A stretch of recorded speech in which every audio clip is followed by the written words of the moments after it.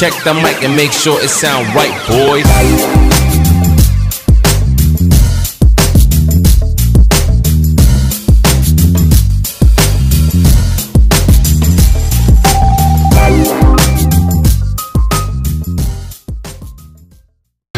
Kumusta? Welcome to my YouTube channel, Dailin Vlog. At sa mga bago po na padaan, nagsishare nga po yung ating munting channel ng tutorial, simple editing, and YouTube tips na I hope makatulong dun po sa mga beginners sa kanilang mga account.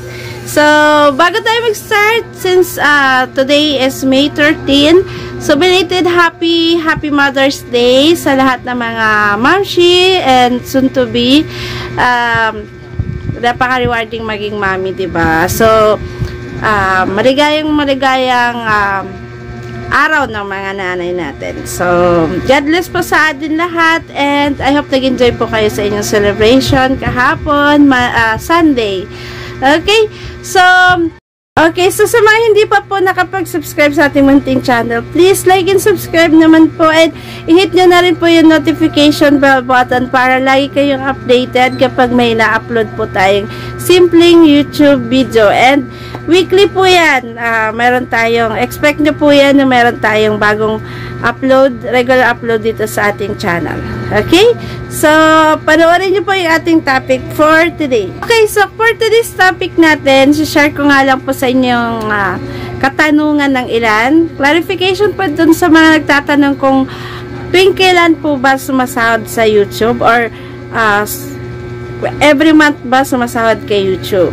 So, ang tanong po natin dyan, directly na po tayo sa question, ay monthly. Yes po, sumasahod kay YouTube as long as ma-reach po natin yung $100 threshold na hinihingi ni YouTube and automatically sinesend na po yan sa bank account po natin sa AdSense. Okay? So, every 21st to 26th of the month, mali-receive po natin. Iyan ay US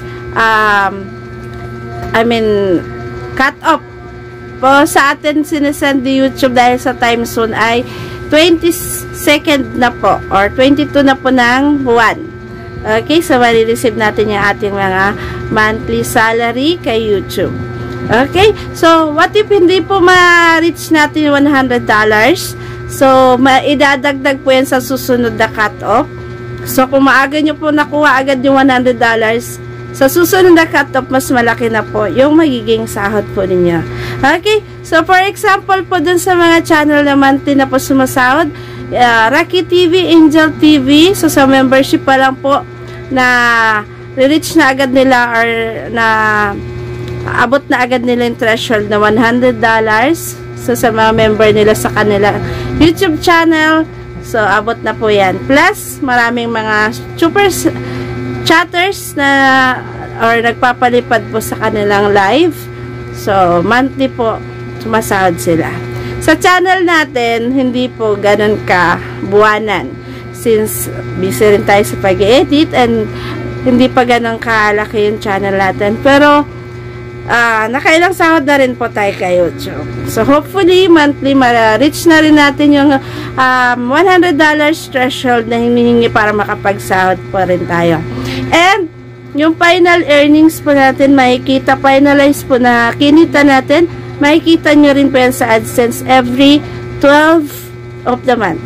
Okay? So, I hope maliwanag po. Any additional information, suggestions, clarifications, so, comment lang po kayo and babasahin ko po yan and kung may papagawa po kayo, try natin na aralin din po. Okay?